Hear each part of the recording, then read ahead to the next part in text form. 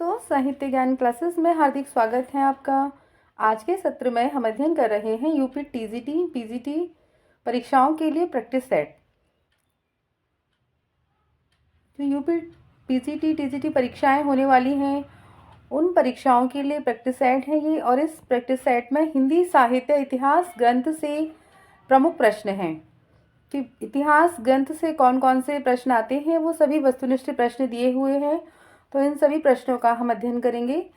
प्रश्न संख्या 1 कि हिंदी साहित्य के इतिहास का प्रस्थान बिंदु किस ग्रंथ को कहा जाता है। हिंदी साहित्य का इतिहास Acharya Shukla, the modern vernacular literature of Hindustan, Shiv Singh Saroj, Mishra Bandhu. सही उत्तर है ए। हिंदी साहित्य का इतिहास आचार्य रामचंद्र शुक्ल का है। उस ग्रंथ को हिंदी साहित्य का प्रस्थान बिंदु कहा जाता है। प्रश्न संख्या 2 हिंदी साहित्य के इतिहास लेखन की कालानुक्रमी पद्धति का प्रयोग किस विद्वान ने सर्वप्रथम किया है। मिश्र बंधु, गारसद दत्तासी, आचार्य शुक्ल, शिव सिंह सेंगर। आपको बताना है कि कालानुक्रमी पद्धति का प्रयोग जो किया है वह मिश्र बंधु ने सर्वप्रथम अपने इतिहास ग्रंथ में किया है। प्रश्न संख्या 3 हिंदी साहित्य के इतिहास लेखन की परंपरा का सूत्रपात किसके द्वारा माना जाता है। मिश्र बंधु, जॉर्ज ग्रेसन, शिव सिंह सेंगर, गारसद दत्तासी।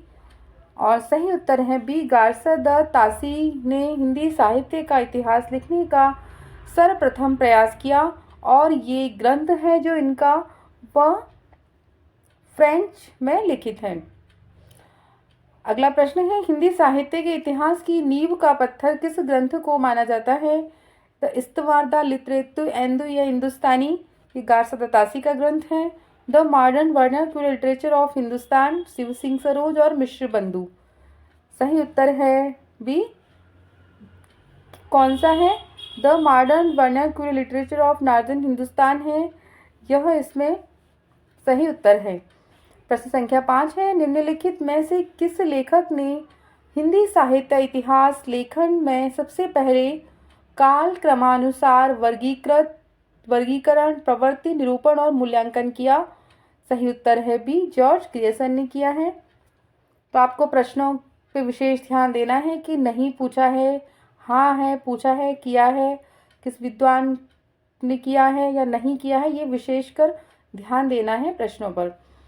प्रश्न संख्या 6 जॉर्ज ग्रेसन ने अपने इतिहास ग्रंथ the modern vernacular literature of Hindustan के लेखन में सबसे अधिक सहायता किस ग्रंथ से प्राप्त की है।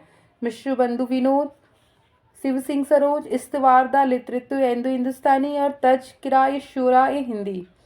तो जो इतिहास ग्रंथ लिखा है the modern vernacular literature of Hindustan के इस ग्रंथ का आधार ग्रंथ कौन सा है। और सही उत्तर है शिव सिंह सरोज को इन्होंने अपने ग्रंथ का आधार ग्रंथ बनाया है। प्रश्न संख्या 7 the modern vernacular literature of Hindustan Hindi के अध्ययनकर्ताओं की दृष्टि का केंद्र बिंदु नहीं बन सका, क्यों नहीं बन सका। यह अंग्रेजी भाषा में लिखा गया था। इसमें साहित्य के विकास क्रम का उचित निर्धारण नहीं किया गया। इसमें व्याकरण संबंधी अशुद्धियाँ थीं। यह ग्रंथ शिव सिंह सरोज के आधार पर लिखा गया। तो सही उत्तर है ए। वह क्यों नहीं बन सका, क्योंकि यह ग्रंथ अंग्रेजी भाषा में लिखित है और भारत में क्या है, हिंदी भाषा ही प्रचलित है। प्रश्न संख्या 8 आचार्य रामचंद्र शुक्ल के इतिहास की रिक्तियों को भरते हुए उसमें सुधार कर नए तथ्य उजागर करने वाले पहले विद्वान थे। बाबू गुलाब राय। और कौन है वो? हजारी प्रसाद द्विवेदी जी हैं।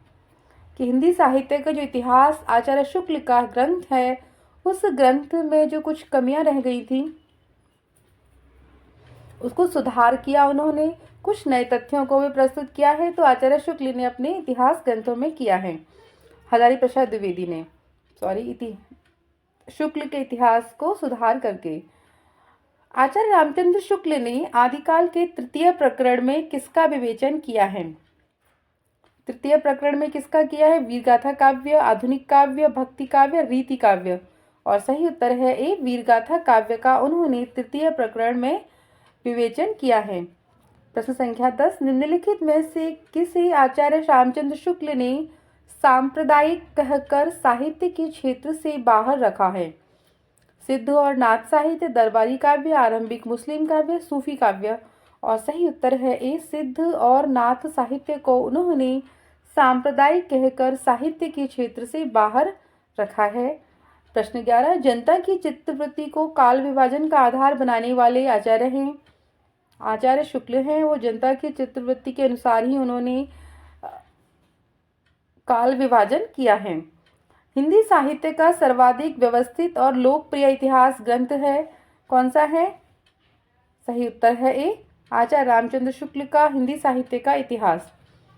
हिंदी साहित्य इतिहास का वह ग्रंथ जो अभी तक अधूरा है।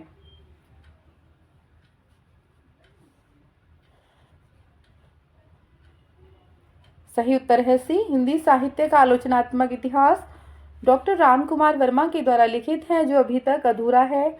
यह ग्रंथ पूरा नहीं हुआ है। प्रश्न संख्या 14, हिंदी साहित्य के इतिहास ग्रंथ की परंपरा में काल विभाजन का सर्वप्रथम प्रयास किसने किया था? जॉर्ज ग्रियर्सन, शुक्ल, मिश्रबंधु, शिव सिंह सेंगर। और सही उत्तर है ए, ग्रियर्सन का। हिंदी साहित्य के इतिहास में काल विभाजन का सर्वप्रमुख आधार है, क्या है? और सही उत्तर है बी, प्रवृत्ति विशेष का प्रेरणा स्रोत, कि जैसी प्रवृत्तियां हैं उस काल की, उसी प्रवृत्तियों के आधार पर काल विभाजन किया गया और कवियों को, विद्वानों ने उन श्रेणी में उन कवियों को रखा है। प्रश्न संख्या 16, हिंदी साहित्य के इतिहास ग्रंथों में हिंदी कवियों का प्रथम व्रत संग्रहकार माना गया है।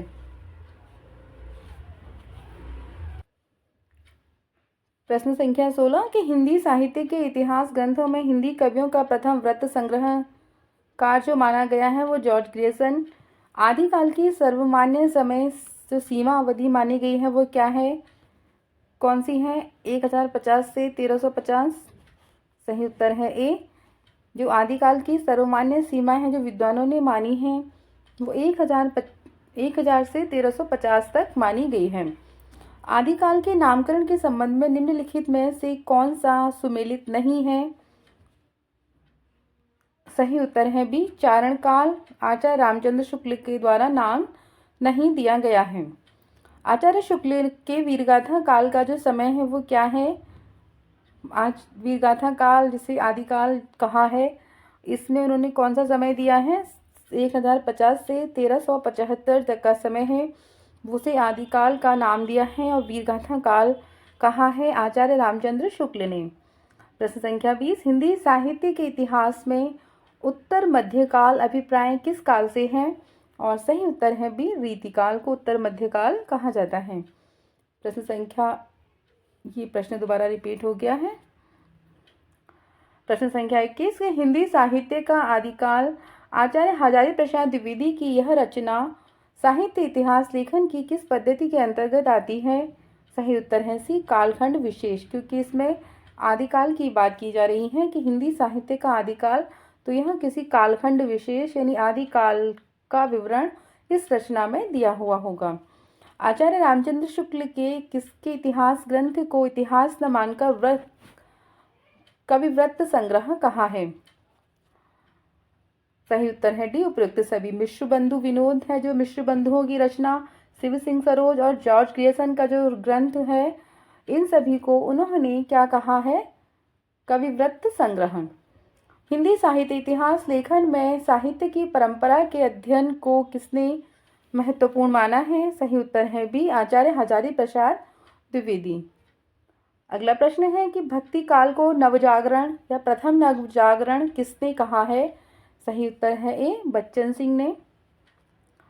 नामकरण और कृतियों की प्रामाणिकता के संदर्भ में किस काल को लेकर सर्वाधिक विवाद रहा?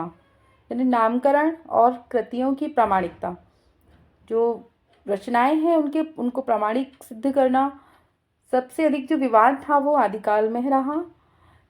कवियों के जीवन वृत्त एवं कृतित्व का परिचय देने वाली रचना कौन सी है?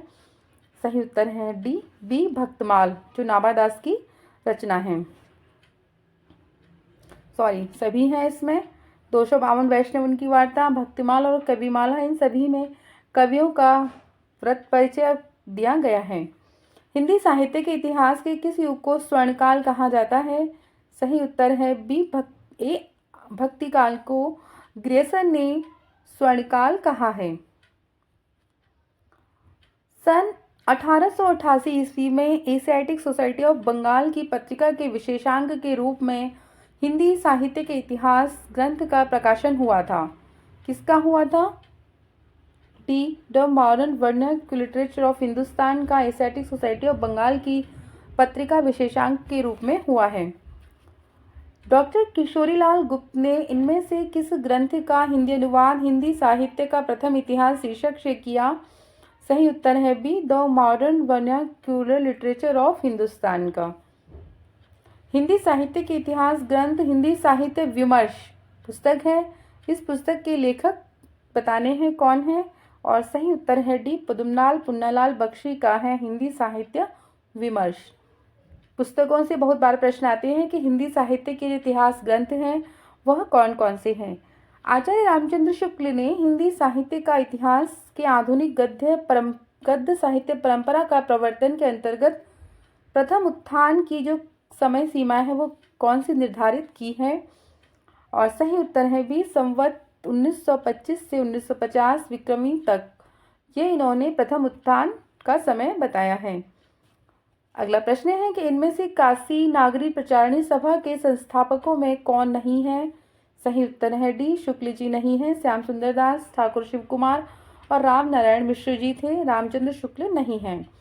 हिंदी भाषा का उद्गम और विकास पुस्तक के लेखक ग्रंथ के लेखक हैं। सही उत्तर है डी उदय नारायण तिवारी का यह ग्रंथ है। इनमें से हिंदी साहित्य का इतिहास किसने नहीं लिखा है? सही उत्तर है ए डॉक्टर नगेंद्र ने संपादन किया है, लिखा नहीं है। ए हिस्ट्री ऑफ हिंदी लिटरेचर पुस्तक के लेखक हैं फ्रैंक ईके। इतिहास लेखन की विधेयवादी पद्धति के आविष्कर्ता थे कौन है? सही उत्तर है बी तेन है, जो वो विधेयवादी पद्धति के आविष्कर्ता माने जाते हैं। अगला प्रश्न है प्रश्न संख्या 37। उत्तरी भारत में संत परंपरा नामक ग्रंथ के लेखक हैं परशुराम चतुर्वेदी। राहुल साकृत्यायन का प्रसिद्ध लेख हिंदी के प्राचीन कवि और उनकी कविता सन 1933 ईस्वी किस पत्रिका में छपा? गंगा पत्रिका में। वह इतिहासकार जिसने सर्वप्रथम आचार्य रामचंद्र शुक्ल के इतिहास की कमियों को रेखांकित किया वह कौन है? सही उत्तर है ए हजारी प्रसाद द्विवेदी ने आचार्य शुक्ल के इतिहास ग्रंथ में जो कमियां हैं उनको सुधारा है, उनको सुधार कर अपना ग्रंथ लिखा है हिंदी साहित्य उद्भव और विकास और हिंदी साहित्य का आदिकाल। अगला प्रश्न है कि संपूर्ण मध्यकाल की विभिन्न धाराओं और प्रवृत्तियों को तदयुगीन मुस्लिम प्रभाव की देन के रूप में स्वीकार करने वाले विद्वान हैं। सही उत्तर है डी आचार्य रामचंद्र शुक्ल। तो आज के सत्र में इतना ही। हमने हिंदी साहित्य इतिहास ग्रंथ से प्रश्नों का अध्ययन किया। आगे के सत्रों में जुड़े रहिए। धन्यवाद।